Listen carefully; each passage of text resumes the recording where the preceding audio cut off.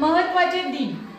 आज आपण यामध्ये महत्त्वाचे दिन अभ्यासणार आहोत। यामध्ये काही आपल्याला गोंधळ करणारे असतात बघा, शिक्षण दिन, शिक्षक दिन, बालिका दिन, बाल दिन, आणि या तारखांविषयी सुद्धा आपला गोंधळ होतोय, गणित आणि विज्ञान दिन, मराठी दिन याविषयी।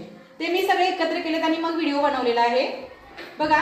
मराठी दिन हा कुसुमाग्रजांच्या जन्मदिनादिवशी येतो, तो 27 फेब्रुवारीला।